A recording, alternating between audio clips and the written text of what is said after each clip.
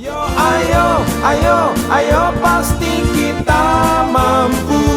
Dengan si bakul UKM naik kelas.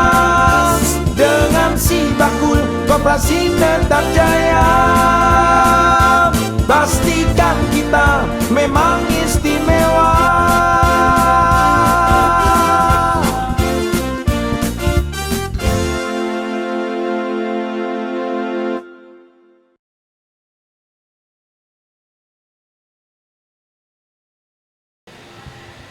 One 6.1 Geronimo The Real Sound of Jogja. Ketemu lagi di Sidilan Kancah Muda Sibakul Jajati 9 Kori, di mana acara ini terselenggara oleh Dinas Koperasi dan UKM DIY dan didukung sepenuhnya oleh Dana Keistimewaan Yogyakarta. Jalan-jalan kemana lagi kita hari ini ya?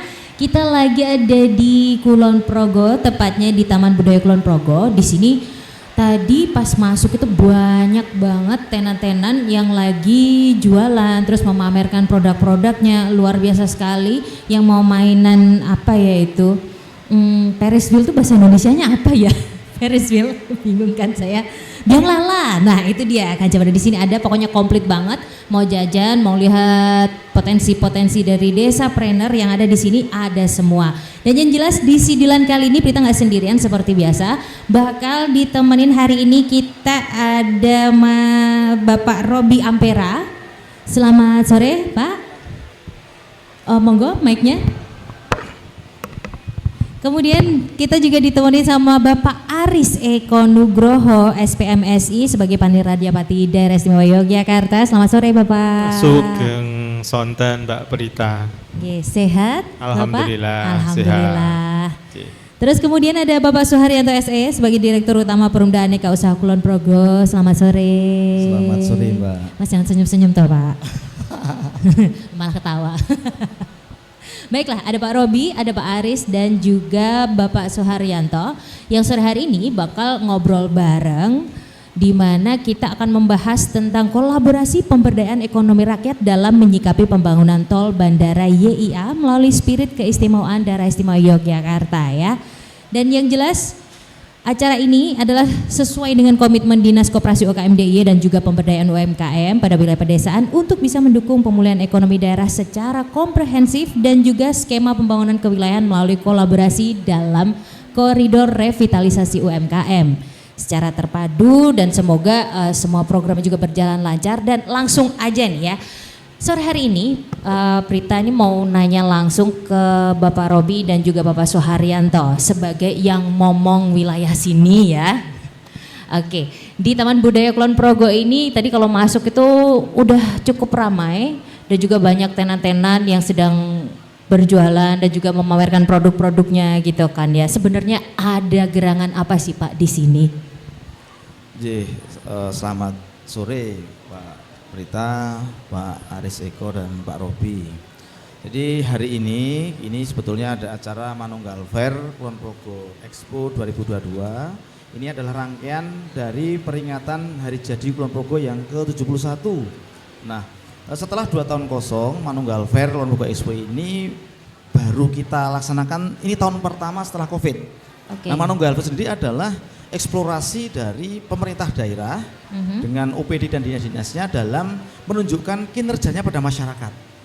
Okay. Nah, sehingga dinas-dinas terkait itu membawa UKM binaannya untuk ditunjukkan di acara ini. Kami sebagai BUMD Kulon Progo, perusahaan milik pemerintah daerah Kulon Progo, mengadakan acara ini setelah rencananya di tahun ini rencananya akan ditiadakan, tetapi kami mencoba memberanikan diri seiring dengan tema ulang tahun Hari Jadi Kulon Progo, yaitu bangkit bersama, ekonomi tertata, sejahtera tercipta. Sehingga harapannya dengan adanya keberanian kita untuk menyelenggarakan Expo ini, ya kita dapat saling bekerjasama, bersinergi untuk Kulon Progo. Jadi UMKM juga kita berikan ruang untuk memamerkan produknya, UMKM kita berikan space untuk baik promosi maupun sellingnya. Di sini juga ada ruang untuk konsultasi, sharing, terutama di standnya Dinkop DIY ini, gitu. Okay. Oke, dan untuk acara ini sendiri berlangsung sampai kapan sih Pak? Acara ini berlangsung sampai dengan 10 Desember 2022. 10 Malam Desember minggu, betul. 2022 ya, bisa malam mingguan di sini teman-teman ya. Jadi yang hari ini sudah ke sini, besok malam minggu atau tiap hari ke sini juga boleh nggih? Boleh sekali. Borong apalagi, boleh banget itu pastinya ya. Dan untuk Kulon Progo ini sendiri ya, mungkin sebagian besar dari kita tuh tahu banyak sekali wisata. Kemudian mungkin beberapa produk seperti mungkin di beberapa daerahnya ada teh hijau, terus gula dan segala macam. Nah kalau boleh tahu nih Pak, mungkin Pak Robi juga bisa menambahkan gitu kan ya. Potensi apa lagi sih yang bisa digali dari Kulon Progo sebenarnya? Saat ini potensi yang sudah tersedia ya, sumber daya alamnya cukup banyak, terutama potensi wisatanya. Termasuk juga kita gunakan sebagai nama-nama stand yang ada di sini. Ada Puncak Widosari, kemudian ada Pantai Gelaga, ada wisata Kali Biru, kemudian ada Waduk Sermo. Ini juga kita tempatkan di stand-stand ini. Kemudian potensi produk-produk unggulan kami, ada gula semut, kopi, kemudian berbagai produk olahan. Di samping sebelah kiri kami di bawah Dinas Kelautan cukup banyak olahan-olahan dari sumber daya di Kulon Progo. Dari ikan-ikanan. Oh berarti bukan ikan beneran ya Pak? Lah ikan-ikanan produk katanya. ikan dan olahannya Oke, lah Rita. Oke, terus ada apa lagi nih Pak selain ikan tadi? Kopi Mbak cukup banyak kita kopi unggulan di sini, dari berbagai varian kopi menoreh. Kopi Suroloyo itu cukup banyak Mbak Rita. Oke siap. Semua bisa dipersani di acara ini yang kebetulan untuk OPD kita fokuskan di area auditorium ini. Oke. Dan kalau misalnya teman-teman tahu memang wisata di sini makin banyak ya. Dulu tuh kayaknya udah cukup banyak. Sampai kayaknya mau spare waktu buat jalan-jalan tuh kimeh kapan gitu kan ya. Tapi sekarang juga semakin banyak dan banyak juga yang menarik-menarik gitu kan ya. Karena memang kondisi alamnya sendiri juga menyenangkan kalau kita ngomongin soal Kulon Progo. Apalagi di daerah mana itu hutan pinus, itu seger hawanya, terus juga pemandangannya oke dan segala macam. Nah selain yang sudah disebutkan tadi dengan potensi-potensi yang ada seperti itu tadi kan ya Pak ya, pastinya juga banyak usaha-usaha yang berkembang. Kira-kira kalau misalnya secara jumlah itu tuh kurang lebih untuk Kulon Progo sendiri itu ada berapa sih untuk usaha kecil menengahnya itu? Untuk jumlah UMKM binaannya. Kalau jumlah detail barangkali nanti dari Pak Robi bisa menyampaikan jumlahnya ya, karena di posisi kami di BUMD-nya. Kemudian di sisi potensi wisata kita juga sedang mencoba bergerak karena bisnis tanda petik wisata ini bisnis yang tidak bisa dinikmati secara online. Tidak mungkin healing ke online.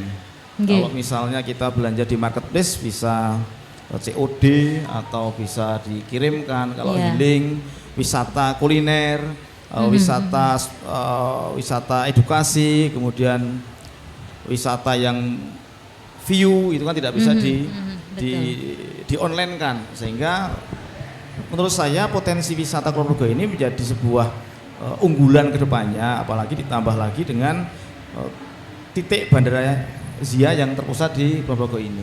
Jadi, kalau jumlah UMKM dan perencanaan pemerintah, saya kira Pak Robi lebih berkompeten untuk menjelaskan. Oke, siap. Berarti langsung kita todong mawon nggih. Pak Robi monggo. Pertama-tama saya mengapresiasi pameran pembangunan ini ya. Karena 2 tahun terakhir ini kita dalam kondisi pandemi Covid sehingga banyak UMKM yang terpuruk. Nah ini momentum revitalisasi UMKM ini, momen ini sangat kami apresiasi untuk bangkitnya UMKM.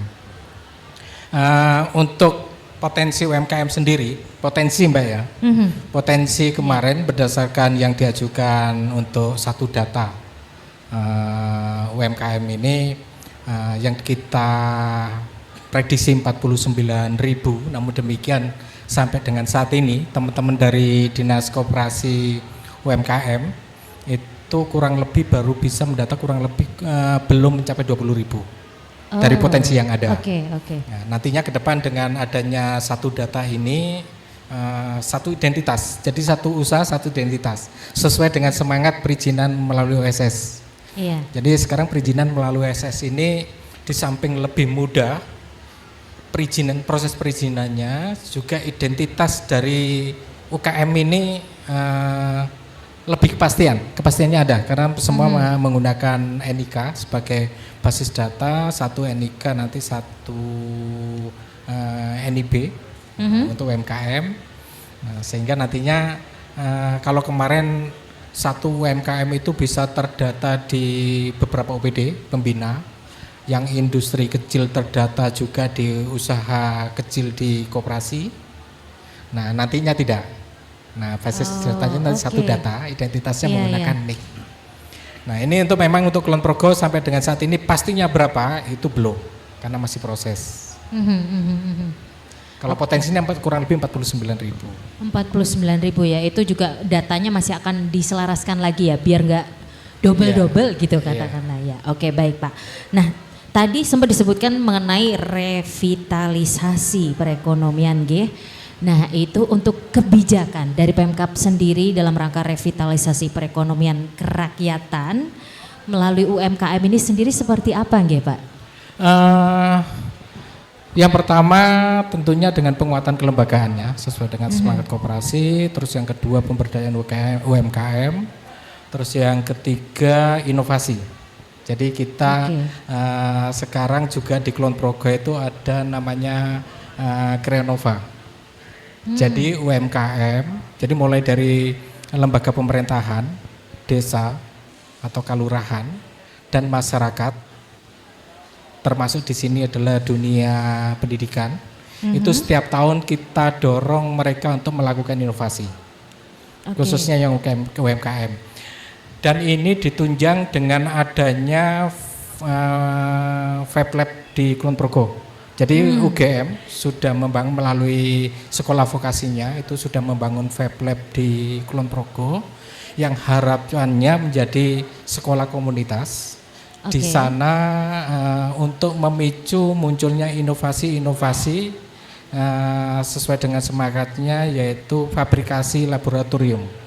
Jadi untuk UMKM ya kami informasikan bahwa Kulon Progo sudah memiliki Fast Lab yang melalui sekolah vokasi UGM yang nantinya bisa digunakan oleh masyarakat khususnya UMKM dalam rangka mengembangkan inovasi produknya. Sementara yang di sana yang sudah ada terkait dengan industri kayu, terus yang kedua digital printing, juga pengolahan limbah kayu menjadi briket, juga pengolahan susu kambing PE. Nah, nantinya ke depan dengan sendirinya akan berkembang dengan teknologi-teknologi yang lain. Didampingi oleh JK dari Jepang. Oh, oke, menarik sekali ya Pak ya. Terkait dengan pembinaan UMKM di pasca pandemi ini, dengan sendirinya kami lebih nge-push ke penguatan kelembagaan dan sampai dengan aksesibilitas ke lembaga keuangan. Jadi peluang dan tantangan di Kulon Progo ini saat ini sangat besar ya, dengan adanya bandara. Nanti dalam bandara itu juga ada yang namanya Aerocity yang dikembangkan oleh Angkasa Pura dan pemerintah DIY. Itu juga sudah mengakomodir atau memfasilitasi UMKM. Di sana ada Selasar Malioboro. Ya, di beberapa UMKM Kulon Progo dan DIY. Ada juga yang dari Jateng, itu sudah ada etalase di sana. Terus yang kedua juga nantinya kita memiliki Aerotropolis. Aerotropolis ini juga peluang bagi UMKM untuk mengembangkan usahanya itu juga sangat besar. Nah, harapannya nanti dari Pemda juga kami juga nantinya lebih menitik beratkan kepada kurasi bagi UMKM itu sehingga mereka bisa lebih berdaya saing. Oke. Nah, daya saing ya Pak. Daya saing ini menarik sekali kan. Maksudnya kalau kita ngomongin perkembangan kalau misalnya kita nggak bisa ngimbangi, ya kita semua tahu lah ya kondisinya akan seperti apa gitu kan ya. Nah, untuk soal daya saing ini sendiri, bagaimana triknya untuk Kulon Progo sendiri untuk bisa apa ya kayak memompa daya saing dari masing-masing UKM ini sendiri gitu, biar efektif gitu Pak? Ya, bicara daya saing kita juga harus menemukanali permasalahan yang ada di UMKM sendiri ya. Kalau kita memetakan, kalau saya bisa memetakan itu dari sisi keunggulan komparatif, terus keunggulan kompetitif, keunggulan kalau kooperatif keunggulan daerah dengan sendirinya, bagaimana kita mengelola sumber daya daerah ini untuk memberikan share margin yang lebih besar lagi di daerah. Terus yang keunggulan kompetitif dengan sendirinya bagaimana kita membuat produk yang bisa masuk ke pasar. Quality control sangat diperlukan. Nah, pemahaman masyarakat tentang quality control itu juga masih kadang-kadang quality control itu bicaranya adalah kualitas produk. Padahal bukan hanya itu. Quality control itu bisa jadi dari sisi delivery order. Kemampuan untuk mencukupi kebutuhan dan waktu yang tepat. Nah, ini yang sering tidak UMKM kelemahannya di situ. Mempromosikan begitu ada permintaan jumlah besar dengan waktu yang sudah diperjanjikan. Nah, untuk memenuhi tepat delivery ordernya itu yang masih kadang-kadang belum. Nah, terus yang selanjutnya juga quality control, bicara quality control juga harga. Harga bisa dihitung dari faktor produksi. Nah, sehingga sebetulnya quality control itu bukan membuat produk yang sebaik-baiknya, bukan hanya itu persepsinya. Quality control itu sebenarnya ekuivalen sama dengan pasar. Kita tidak bisa membuat produk yang sebagus mungkin, tapi pasar tidak bisa menyerap. Nah, itu yang jadi quality control itu adalah pasar. Terus satu yang paling penting itu sebetulnya kalau UMKM itu memiliki kelemahan itu adalah mudah ditiru. Sehingga begitu produk satu booming, yang lain mengikuti. Sehingga akhirnya pasar jenuh dengan itu. Nah, sebetulnya yang paling perlu dikembangkan itu adalah keunggulan distintif. Keunggulan yang unik yang memang dimiliki oleh daerah itu. Nah, ini yang membuat UMKM menjadi kuat manakala dia bisa memiliki keunggulan distintif. Keunggulan distintif itu adalah keunggulan yang dimiliki oleh daerah tertentu atau UMKM tertentu. Kalau boleh saya contohkan di sini momennya gini, keunggulan distintif. Kalau kita bicara ukiran, orang selalu mengarah Jepara. Sebetulnya Kulon Progo punya potensi itu, gula semut.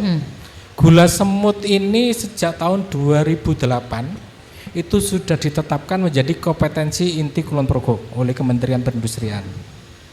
Nah, harusnya saat ini gula semut itu sudah keunggulan kompetitifnya harusnya sudah muncul. Begitu di Indonesia orang bicara gula semut, itu harusnya muncul image Kulon Progo. Sudah ditetapkan dari 2008. Nah, ini mungkin dengan adanya peluang bahwa Kulon Progo aksesibilitasnya semakin terbuka ini, harapannya nanti bukan hanya gula semut yang menjadi kompetensi intinya, tapi produk-produk lain yang mana memiliki kekuatan, terutama kekuatan sumber bahan baku, sumber daya alamnya memang melimpah di Kulon Progo itu, maka bisa digunakan sebagai keunggulan distintifnya. Sekarang mulai muncul batik. Batik kalau ada semangat dari pimpinan kepala daerah bahwa batik sudah dimunculkan kemarin ke Black Renteng, harapannya juga motif-motif yang lain, khususnya motif khas Kulon Progo itu lebih bangkit lagi. Siap. Berarti harus ada unique selling point ya Pak ya, termasuk menjadi salah satu kriteria untuk bisa punya daya saing gitu ya. Baik, kalau gitu dengan kita tadi sempat membahas tentang potensi-potensi yang ada di sini, terus bagaimana geliat UMKM yang ada. Mungkin saya mau menyapa dulu Sugeng Sonten Pak Aris. Sonten Mbak. Pak, ini mau nanya nih Pak, Kulon Progo dengan berbagai macam potensinya, terus juga daerah-daerah di Yogyakarta yang lain dengan segala potensinya juga.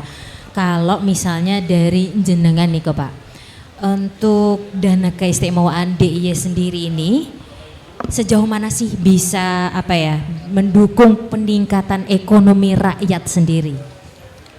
Sampai sejauh mana nih kok Pak? Kalau sejauh mana jauh sekali Mbak. Waduh. Jadi kita bicara tentang dana ini kan atas izin Bapak Gubernur kan sudah mulai bisa sampai dengan kelurahan. Okay. Dulu dana keistimewaan banyak dipertanyakan karena banyak aktivitas yang hanya berkaitan dengan seni. Tetapi lambat laun OPD yang terlibat semakin banyak. Kemudian mulai tahun 2021 sudah ada BKK dana keistimewaan kepada kelurahan. Artinya bahwa Danais tidak hanya membiayai yang ada di provinsi, bisa di kabupaten, bisa sampai dengan kelurahan. Kemudian kalau aktivitas dikaitkan dengan UMKM, ini kemudian Bu Kepala Dinas Koperasi UKM-nya Kulon Progo juga rawuh gitu, Mbak Iva juga rawuh. Jadi kita bicara di sana itu kita ada 11 kebijakan strategis dari Bapak Gubernur, salah satunya adalah Kelurahan Planner. Ada sekitar 70-an kelurahan planner yang ada di Jogja yang sangat mungkin disupport dari dana keistimewaan. Cuman memang model untuk mensupportnya itu kalau kami boleh sampaikan ada komunikasi gitu ya. Komunikasi antara pihak kabupaten, pihak kelurahan, pihak provinsi. Sehingga tinggal janjian siapa yang mengerjakan, bagaimana cara mengerjakannya. Yang paling penting bahwa dana ini pada akhirnya muaranya berada di masyarakat. Itu yang paling penting itu Mbak. Karena pada kesempatan kali ini kadang-kadang kita akan ketemu di provinsi tidak berani melakukan, di kabupaten berani melakukan, atau sebaliknya provinsi melakukan, kabupaten tidak berani, atau sebaliknya lagi provinsi tidak melakukan, kabupaten desa malah berani. Ini akan ketemu. Sehingga kalau kami selalu sampaikan di mana-mana yang paling penting itu potensi dari masyarakat ini betul-betul bisa dijaga oleh kita. Jangan sampai ketika kemudian tadi dengan gula semut misalnya, kemudian kita hanya mengenai produktivitas bisa sustain atau tidak, ternyata tidak bisa. Karena kami ketemu ada beberapa aktivitas yang bukan gula semut gitu. Ketika jualan ternyata di hari itu sudah habis, tambah lagi sudah nggak mau dengan alasan saya sudah lelah, rezeki saya ini ya cukup itu, atau gitu. Kalau dan ditingkatkan misalnya saja harus di packaging dan sebagainya, wong tidak di packaging aja saya sudah untung, ngapain saya di packaging. Nah inilah yang memang harus kemudian kita diskusikan. Kalau berbicara tentang Danais bisa diperuntukkan untuk apa, ini kebetulan kami ada YouTube channel gitu. YouTube channel kami ada 2. Satu Pani Radio Keistimewaan yang sekarang subscribe-nya sudah hampir 86.000 ya untuk subscribe-nya. Wow, tetapi yang baru saja kita kembangkan mulai 5 Oktober itu adalah YouTube channel Regol Bergodot Ginas. Isinya apa? Isinya di situ adalah Bapak Ibu kita minta cerita tentang dana keistimewaan diperuntukkan untuk apa. Nah, seperti sebelah kita ini kebetulan ada Mas Trenggono yang ada di situ. Beliau di Perikanan Kelautan Perikanan juga saya minta cerita. Mas, jenengan cerita Danais untuk apa? Nah, harapannya apa? Harapannya ketika Mbak Prita tadi tanya yang bisa didanai Danais seperti apa? Sangat luar biasa di situ. Seperti yang perikanan ini kini walaupun perikanan kelautan tapi juga kalau dikaitkan dengan potensi ini juga potensi planner. Cuma yang disampaikan oleh Pak Robi tadi itu kaitannya dengan misalnya kaitan dengan gula semut. Walaupun kalau di Kulon Progo ini pada waktu saya pertama kali bekerja di Pemda itu tuh ada Sepaku, Mbak. Sentra Pengembangan Agribisnis Komoditas Unggulan. Unggulan di sini salah satunya adalah kambing PE. Dulu kambing PE. Nah, sekarang kambing PE berada di mana? Nah, sudah jalan-jalan karena kambing jalan-jalan ke Purworejo. Nah, inilah yang sebenarnya saya ingin ingatkan, penjenengan itu punya potensi itu loh, karena ini spesifik lokasi. Jadi kalau kambing PE bisa nggak dipelihara di kota? Bisa, tapi hasilnya tetap beda. Susunya beda, terus kemudian genetiknya juga menjadi berubah dan sebagainya. Nah, ini tantangan. Kalau memang kita mau bicara tentang bagaimana kita mempunyai keinginan berkompetisi ya. Apalagi bicara Kulon Progo, jangan lupa Kulon Progo itu sekarang di dekatnya ada Bandara Zia. Dan kemudian di situ ada pasar kota gede yang diinisiasi oleh Bu Siwi. Jadi harapan kita ya tinggal janjian saja. Kalau ditanya dana is untuk apa dan sebagainya, bisa dilihat di YouTube channel itu salah satunya. Untuk mudahnya loh ya. Kalau yang nggak mudah ya diskusi. Oke, siap. Kalau ketemu Bapak langsung sakit? Oh, sangat bisa. Jadi WA saya itu tidak pernah mati, Mbak. Jadi kalau cas pun juga cas dalam keadaan hidup. Karena maksud saya kalau pas tidak tidur bisa menjawab pertanyaan. Kalau bisa jawab, kalau enggak ya mohon maaf. Tapi kami kenapa itu menjadi bagian yang kami sampaikan? Karena kami dan teman-teman itu sampai saat ini, alhamdulillah saya didukung teman-teman yang luar biasa ya. Tidak pulang pada saat jam sore. Jadi kami sering ketemu ngobrol sampai malam, bukan menghindari pekerjaan rumah, bukan tidak ingin ketemu keluarga, tetapi karena kami punya amanah berkaitan dengan dana keistimewaan. Oke.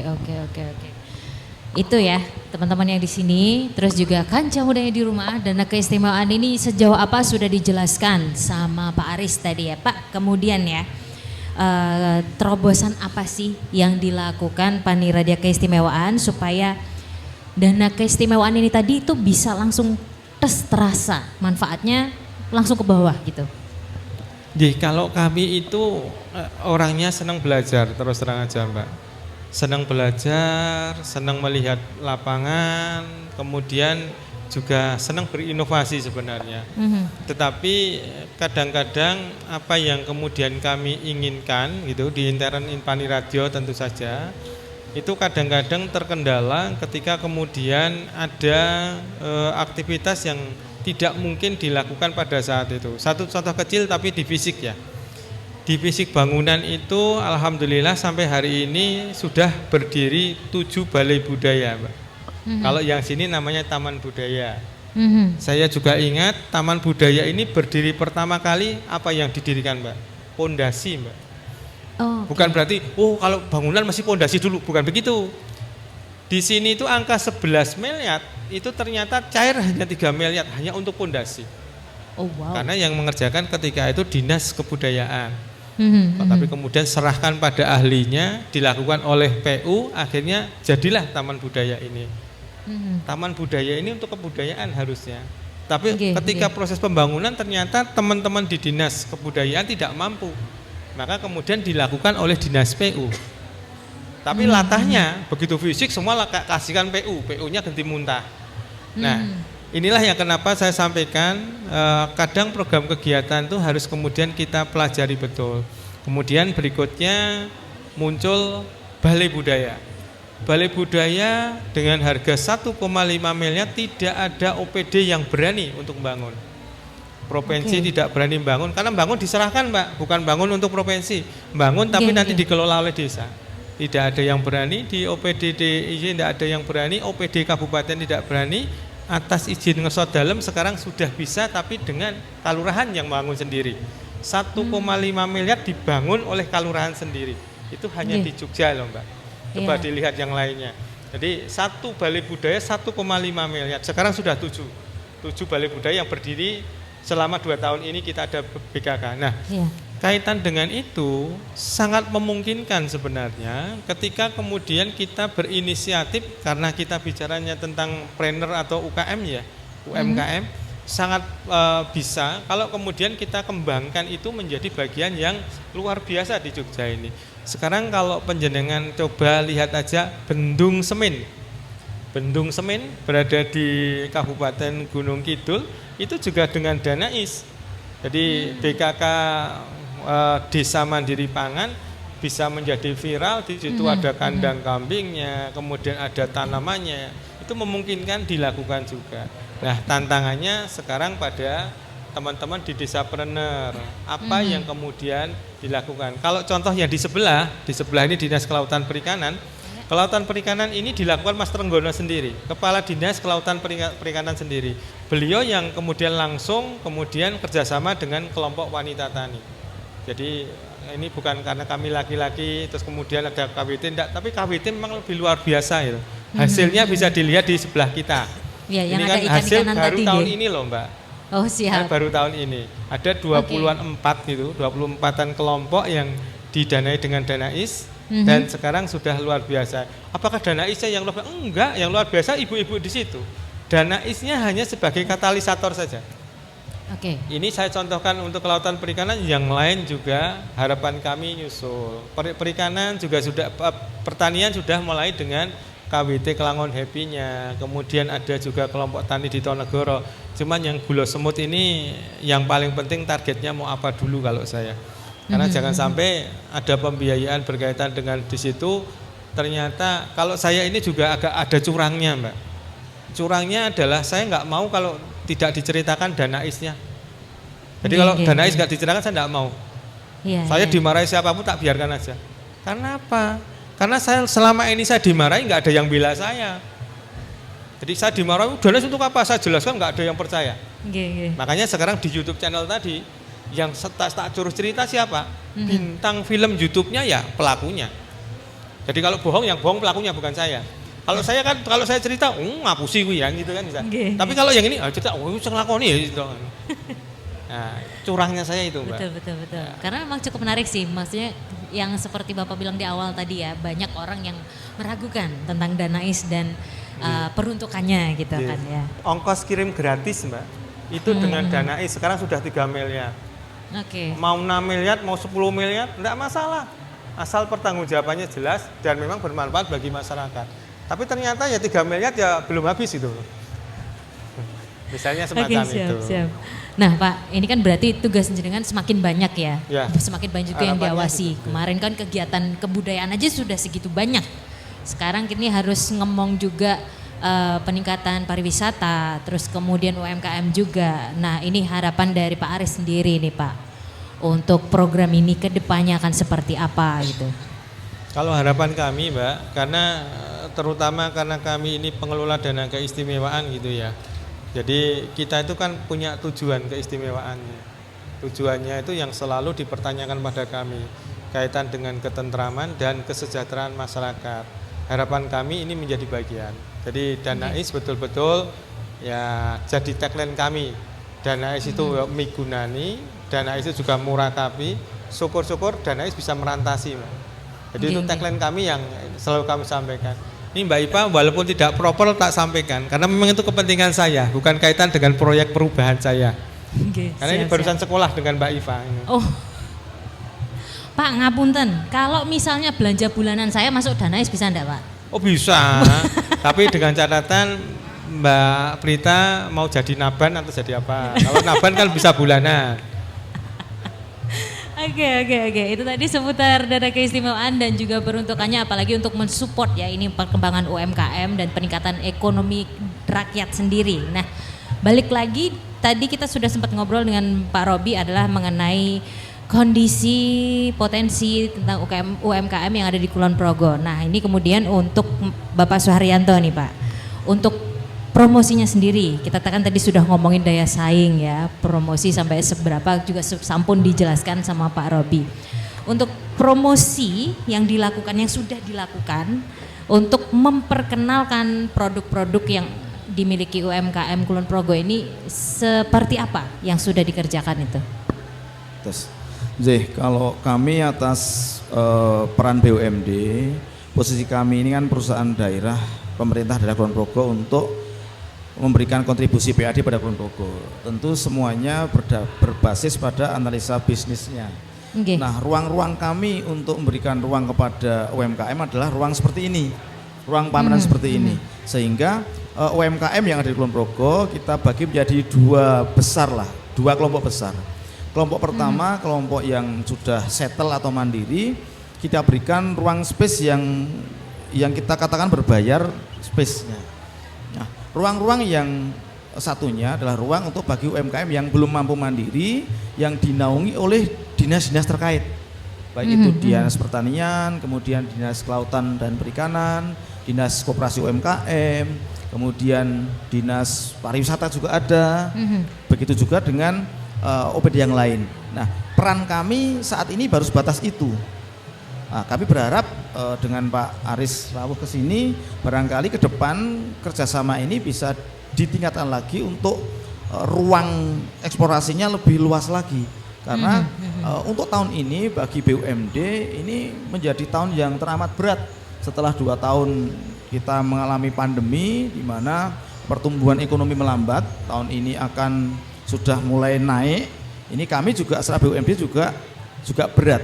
Namun semangat kami untuk membersamai pelaku usaha di Kulon Progo inilah kami memberanikan diri untuk mengadakan pameran hari jadi Manunggal Kulon Progo Expo ini. Jadi ruang ini yang kita jadikan etalase bagi pelaku usaha UMKM Kulon Progo, Mbak. Jadi peran BUMD saat ini baru sebatas itu untuk pemberdayaan masyarakatnya. Oke. Nah, selama ini kan katakanlah kayak masih dituntun ya untuk promosi segala macamnya, kegiatan-kegiatan jual belinya juga. Nah, ini kalau mungkin dari Pak Robi juga bisa menambahkan ya, untuk mempersiapkan kemandiriannya, ini sudah sejauh mana? Jadi untuk kemandiriannya maupun UMKM dalam rangka naik kelas ya. Jadi pendampingan dari pemerintah daerah melalui Dinas Koperasi UMKM dan Dinas Perdagangan Perindustrian itu mulai dari diversifikasi produk sampai kualitas, aksesibilitas untuk lembaga keuangan maupun memfasilitasi untuk pemasaran ini terus dilakukan ya. Nah, sebetulnya dengan adanya pandemi COVID kemarin telah memberikan pembelajaran kepada kita semua bahwa di balik adanya pandemi tersebut juga ada muncul sesuatu yang baru. Khususnya dalam hal ini sekarang namanya pasar itu tidak jauh dari kita, cukup dalam genggaman. Betul. Muncullah toko daring. Dengan adanya pandemi, toko daring berkembang begitu pesatnya, bahkan untuk pendapatan bruto nasional itu paling tinggi di IT. Kenapa IT? Bukan IT dalam arti digitalisasi teknologi, bukan hanya itu, sesuai dengan eranya teknologi 4.0 ini, tapi berkembangnya itu justru di toko daring. Nah, sekarang juga dengan adanya kebijakan Presiden bahwa kita itu sudah dihimbau untuk mulai mencintai produk dalam negeri. Di pengadaan pemerintah itu juga sekarang sudah dipersyaratkan TKDN, tingkat kandungan dalam negeri. Yang kedua produk dalam negeri.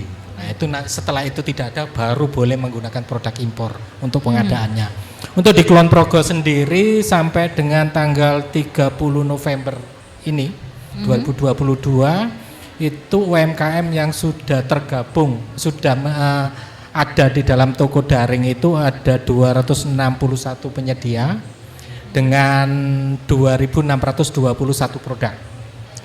Yang sudah masuk di toko daring. Nah, sedangkan potensinya kan banyak itu.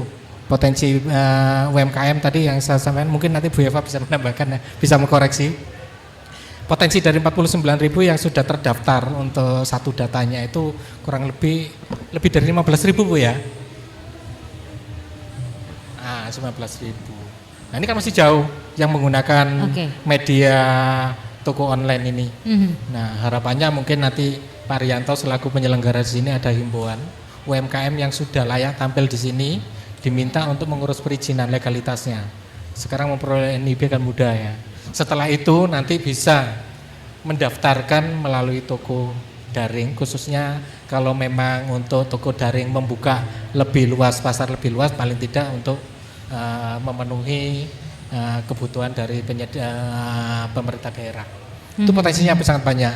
Sedangkan untuk katalog lokal, jadi ada lagi sekarang yang dikembangkan katalog lokal. Katalog lokal di Kulon Progo juga sekarang baru ada 56 penyedia dengan produk 1.339 produk yang tayang di e-katalog.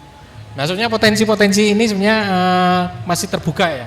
masih terbuka cukup besar, tinggal kesiapan UMKM untuk menangkap itu. Dengan sendirinya nanti kami melakukan pendampingan ya. Tidak semua UMKM terutama yang ada di pedesaan itu penguasaan IT-nya juga masih kurang. Di satu sisi juga jaringan. Ada beberapa blank spot di Kulon Progo memang melihat kontur di Kulon Progo, daerah pegunungan itu memang untuk aksesibilitas terutama jaringan internet masih ada beberapa yang blank spot. Namun demikian peluang itu juga masih terbuka dengan adanya mega proyek yang akan dikembangkan ya, yang akan dikembangkan. Dan kemarin 2 minggu yang lalu dari Komisi 10 DPR sudah melakukan penjajakan di Kulon Progo, datang di Kulon Progo, itu bedah menoreh. Bedah menoreh ini dengan kemarin dari kunjungan dari Komisi 10 ini harapannya nanti bisa lebih dipus lagi, karena memang dengan operasionalnya bandara dan dibukanya penerbangan internasional, maka bersambung gayung dengan otorita Borobudur yang memiliki PR dengan adanya bandara internasional. PR-nya otorita Borobudur adalah mendatangkan wisatawan mancanegara 2 juta per tahun. Aksesibilitas mana yang tercepat dan terpendek adalah bedah menoreh. Nah, bedah menoreh yang banyak blank spot dengan adanya daerah bedah menoreh, daerah utara yang banyak blank spot dengan adanya bedah menoreh, nanti dengan sendirinya akan terbuka aksesibilitas itu. Aksesibilitas darat, aksesibilitas untuk komunikasi internetnya. Oke. Itu untuk mengembangkan promosinya, terus kemudian untuk mempersiapkan kemandirian dari UMKM.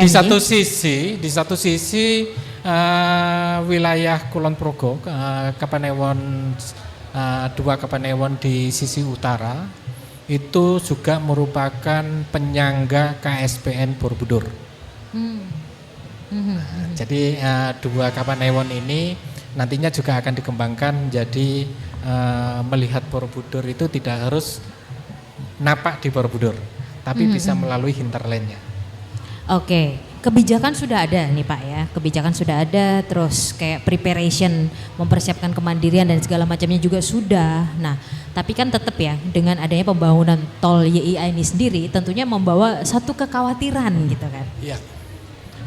Untuk tol ya, jadi untuk tol memang kemarin ada beberapa kekhawatiran yang mana nantinya jangan-jangan Kulon Progo itu hanya menjadi kota transit. Karena orang dari bandara, begitu bandara nanti konsepnya bandara itu begitu bandara keluar sudah langsung digiring ke akses tol. Manakala si penumpang itu mengendaki lewat tol itu langsung masuk seperti Soekarno Hatta itu ya. Meskipun gerbang tolnya ada di utara. Nah ini memang kekhawatiran itu ada, namun peluang itu juga ada. Jadi kalau nanti mungkin Pak Aris, Pak Pani Radio, apakah dimungkinkan nanti tol khususnya akses tol dari Jogja ke YIA ini di konsep istimewa? Konsep istimewanya itu adalah rest areanya itu nanti juga harusnya didominasi oleh UMKM. Ini pernah saya lihat di Incheon, Korea. Jadi di Incheon, Korea ini dari tol sampai ke provinsi-provinsi terujung perbatasan dengan Korea Utara itu semua rest areanya diisi oleh UMKM. Jadi tukang sosis pakai gerobak, tukang ya pokoknya makanan-makanan kuliner level gerobak itu tertata di sana, dikurasi sedemikian rupa sehingga dominasi 90% itu UMKM. Jadi kalau tenan-tenan macam tenan-tenan yang brand yang sudah internasional itu sangat minim di sana. Nah, apakah di sini dimungkinkan seperti itu?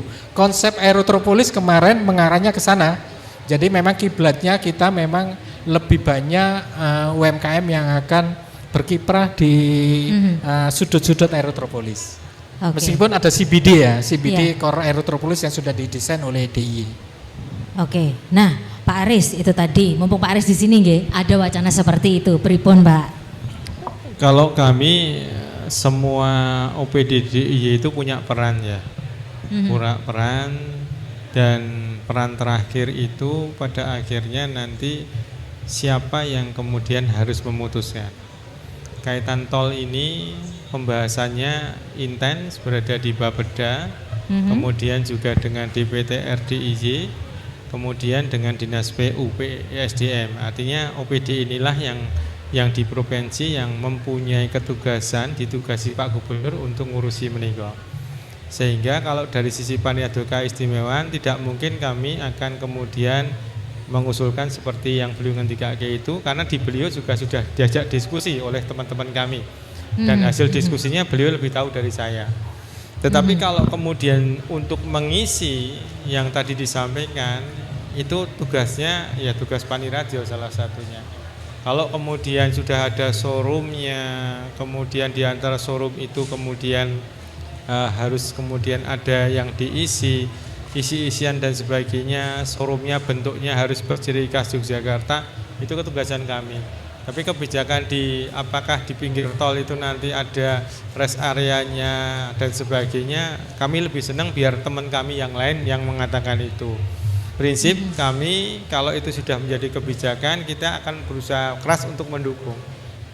Karena selama ini saya lihat Danais kalau tidak hati-hati itu jadi timun wungkuk jogo imbuh, Mbak. Wah. Jadi Nopo kalau niku, Pak? yang lainnya tidak bisa langsung Danais, terus kemudian Danais, negatif Pemda DIY Danais, itu yang kami kesulitan untuk melepaskan diri apabila kami tidak bersikap atau berkeras terhadap suatu konsep perencanaan. Kalau kaitan dengan desa ada yang salah, Paniradio boleh disalahkan. 11 kebijakan strategis gubernur tidak bisa, Paniradio boleh disalahkan. Karena memang ketugasan kami kaitan perencanaan pengendalian keistimewaan di Jogja. Tetapi kalau kepada infrastruktur keseluruhan memang ada kolaborasi yang kemudian sistem kami kalau boleh saya matur janjian sebenarnya. Janjian untuk menyelesaikan. Contoh yang ada di Kabupaten Gunung Kidul yang di bagian arah selatan sudah ada janjian dengan Bapeda bahwa yang ini nanti Danais, yang ini kami. Yang Kulon Progo belum ada janjian. Sehingga saya tidak bisa matur karena belum ada janjian. Tapi kalau sudah ada janjian bukan hal yang muskil kalau kemudian kita kerjakan.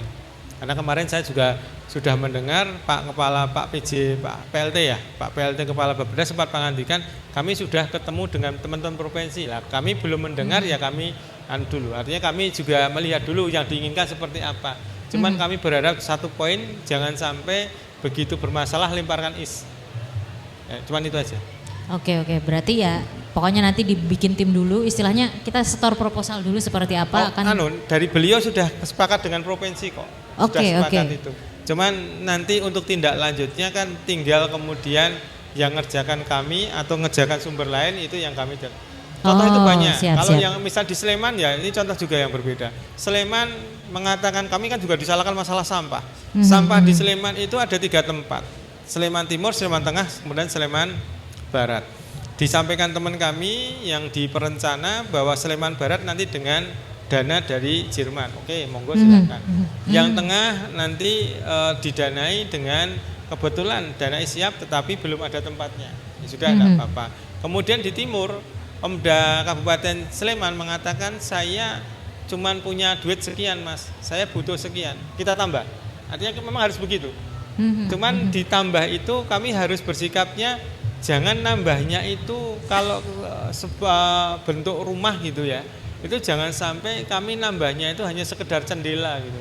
Karena sekedar cendela itu nanti kami ini berasal dana itu nggak bisa, ini rumah ini dari ini, isnya nggak kelihatan. Makanya saya bilang tadi, saya terlalu curang, selalu mengatakan ingin tampil Danais berada di depan. Karena tugas saya di situ. Karena kembali lagi, karena saya diserang nggak ada yang bela gitu. Maka saya harus membela diri dengan kemudian bersikap bahwa saklek terhadap aktivitas harus saya pertahankan. Saya kok jadi ikut ngerasain beratnya nje, tanggung jawab jenengan Mbak. Wah itu kok kalau dirasakan berat Mbak, tapi karena dibuat enjoy tidak ada yang berat untuk petugas. Siap. Nah Pak Suryanto tadi itu kan sempat dijelaskan ya, saya juga sempat sampaikan mungkin ada kekhawatiran terkait pembangunan tol ini sendiri. Nah Kira-kira dengan kondisi seperti itu sinergi apa sih yang bisa dilakukan? Sinergi apa yang bisa dilakukan dari BUME dengan pemerintah daerah itu untuk mengatasi hal tersebut? Ya, sebetulnya ada beberapa sinergi terkait pengerjaan proyek-proyek nasional, regional maupun pemerintah daerah sendiri. Namun karena konteks kami di BUMD, di mana BUMD ini juga perusahaan pemerintah daerah, yang saja kita ada beberapa yang tidak bisa seluas perusahaan swasta. Sehingga dalam pengambilan keputusan terkadang kita membutuhkan tahap-tahap tertentu yang itu memperlama sebuah proses percepatan pengambilan keputusan. Sehingga kami berharap sekali dengan adanya Dinas Koperasi UKM DIY buka stand di sini, kemudian Pak Aris juga rawuh ke sini memberikan beberapa pencerahan. Kami berharap peran BUMD dalam memberikan kontribusi kepada pemerintah daerah berupa PAD, kemudian peran kami dalam ikut pemberdayaan masyarakat UMKM ini dapat terfasilitasi dan NAIS melalui OPD yang ada di Pemkab Kulon Progo. Nah, kami siap bekerjasama untuk hal tersebut, baik itu memberikan ruang etalase lebih luas maupun untuk saling maju bersama. Artinya ujung-ujung bisnis adalah sebuah profit. Nah, mari kita maju bersama untuk settle ekonomi di profit tersebut.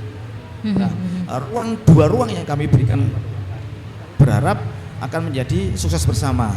Sukses UMKM adalah suksesnya Dinas Pengampu dan kami sebagai BUMD milik pemerintah daerah Kulon Progo. Karena kewajiban kami adalah memberikan kontribusi positif berupa PAD yang manfaatnya juga akan dikembalikan pada masyarakat Kulon Progo. Nah, tadi sempat di belakang sebelum acara ini kami berbincang dengan Pak Aris, wis ditulis wae Mas karepe kepin, tinggal nanti komunikasi dengan dinas terkait. Nah, ini kami tadi juga komunikasi dengan Bu Iva untuk kerso rawuh kebetulan untuk bagaimana mensinkronkan ini agar ke depan peran kami di BUMD sebagai salah satu penyumbang PAD juga sebagai mitra dalam peningkatan kelas kualitas UMKM lebih berperan, diberikan ruang yang lebih. Di sini tadi kan Pak Aris pirsa piyambak seperti ini, bahwa ini semua kita lakukan secara mandiri dengan kekuatan kami, jaringan kami dan sponsorship beberapa rekanan kami. Jadi kami berharap keterlibatan stakeholder yang ada di lingkungan kami bisa lebih meningkat di tahun-tahun berikutnya. Amin, ya rabbal alamin. Nah, oke ya, dari Pak Robi, Pak Aris dan juga Pak Suharyanto, dengan melihat geliat yang sudah terjadi, proses-proses yang sudah dilewati, kira-kira harapan masing-masing dari bapak-bapak sekalian nih ke depannya untuk perkembangan perekonomian di daerah istimewa Yogyakarta sendiri khususnya ya, itu seperti apa sih? Monggo Pak Aris Rian. Saking kula rumiyin ya dari saya dulu. Jadi kalau kami itu kita di pemerintah memang punya tupoksi masing-masing ya. Jadi kalau koperasi punya tupoksi, perikanan punya tupoksi, paniada punya tupoksi. Tetapi kami lebih senang kita tidak terlalu saklek terhadap tupoksi, tetapi bagaimana kita menjadikan sesuatu itu bentuk kolaborasi, sinergi, inovasi, terintegrasi. Ini yang kami sampaikan. Kenapa ini menjadi bagian yang kami sampaikan? Karena banyak aktivitas di hari ini saja, aktivitas yang berkaitan dengan Manunggal Fair Kulon Progo ini, kalau kemudian kita lihat di sini ada budayanya. Suaranya, lagu-lagunya sudah ada. Kemudian UMKM-nya jelas, itu juga disampaikan. Wisata yang ditampilkan di sebelah juga dia pameran tentang wisata di Kulon Progo. Tidak bisa kok kemudian kita mengatakan bahwa satu lebih sempurna dengan yang lain. Cuman kalau saya lebih senang namanya janjian. Contoh, tadi sempat diskusi dengan Mas Haryanto kaitan dengan pasar kangen, meniru pasar kangen yang ada di DIY. Pasar kangen itu ternyata diinisiasi oleh UPT yang namanya Taman Budaya Yogyakarta. Pasar kangen itu sebenarnya bisa juga pernah dilakukan oleh Dinas Perpustakaan dan Arsip. Artinya pasar kangen ini ternyata bisa di UPD ini, di UPD ini, aktivitasnya hampir sama. kalau toh ini kemudian menjadi bagian dari koperasi dan UKM, ini pun juga melibatkan semua OPD. Sehingga kalau kami tadi janjian siapa yang melakukan, kemudian kalau memungkinkan menika matur ke Pak Sekretaris, ini menjadi bagian eventnya Kulon Progo yang mau ditonjolkan tuh mana yang kemudian disupporting bareng-bareng. Nah itu kalau kerja semacam itu akan menjadi bagian yang luar biasa, Mbak. Karena memang nanti akan ketemu kalau anggarannya besar, terus harus lelang dan sebagainya, itu nggak ada yang ngerjakan. Nanti akan ketemu itu. Enggak, saya sudah sering ketemu itu loh. Sehingga kemudian yang dipilih yang kecil-kecil gitu. Karena kecil-kecil itu SPJ-nya gampang itu. Nah ini kendala di kita, Mbak. Artinya ya kadang-kadang saya nyemoni gini-gini pernah ditantang. Kalau Panirado ngomong gitu kan Panirado nggak melakukan. Jangan lupa Panirado itu sebelumnya kepala dinas kebudayaan.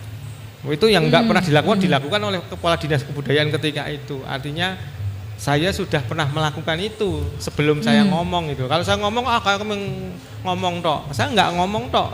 Saya tahun 2019 sampai 2020 20 bulan di Dinas Kebudayaan. Apa yang saya sampaikan ya saya lakukan. Sehingga kan tantangannya teman-teman semua ya, tinggal janjian. Nah, tinggal kita berjanji. Iya, matur nuwun. Tapi ngomong-ngomong Pak Aris ini ternyata humoris ya. Saya dari tadi kemekelen loh di sini. Karena terpaksa, Mbak. Ya. Nah, kalau di sana sudah banyak yang nekan, kalau di sini juga nanti malah stres. Oke, siap. Matur nuwun Pak Aris. Sami-sami. Kemudian Pak Robi, Pak, untuk pertanyaan tadi kita kan ya, untuk dinamikanya segala macam, progres untuk prosesnya, untuk kedepannya nih harapan dari Pak Robi sendiri ya untuk UMKM yang di Kulon Progo ini sendiri khususnya itu seperti apa?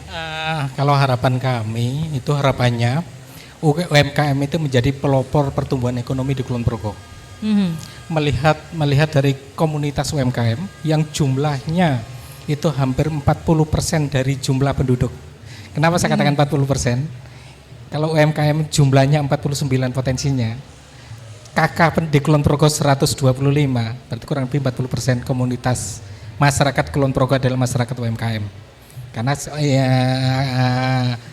asumsinya adalah 1 KK 1 UMKM. Nah, ini ya. Jadi harapannya menjadi pelopor, mengingat bahwa kemiskinan di Kulon Progo masih tinggi, tertinggi di DIY 18,38%. Indeks Gininya juga indeks Gini yang moderat cenderung ke agraris. Nah, sehingga menjadikan wadah bagi UMKM itu cukup subur di Kulon Progo dan UMKM sudah teruji mulai dari krisis moneter tahun 96 sampai dengan pandemi kemarin. Ternyata kalaupun terjadi perlambatan atau penurunan hanya pada saat itu, tapi begitu ada revitalisasi untuk bangkit, segera bangkit.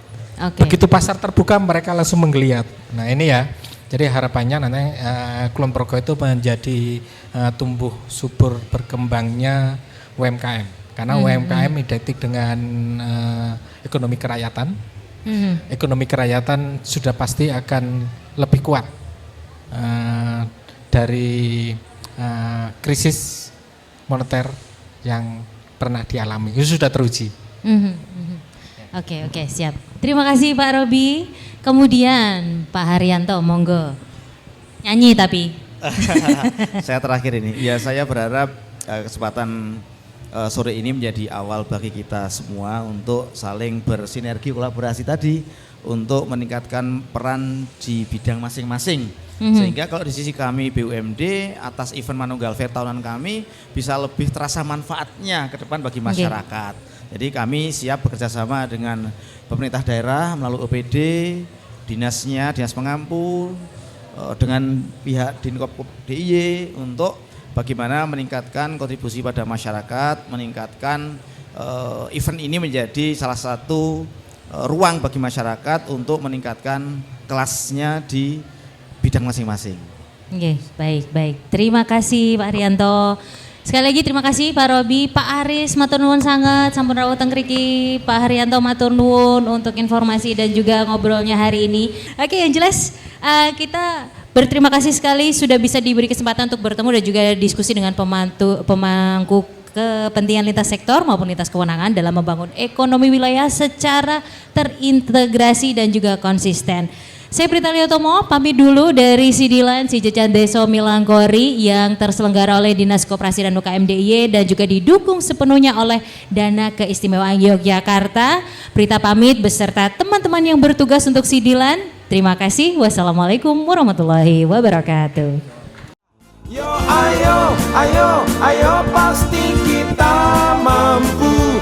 Dengan si bakul UKM naik kelas. Dengan si bakul koperasi tetap jaya. Pastikan kita memang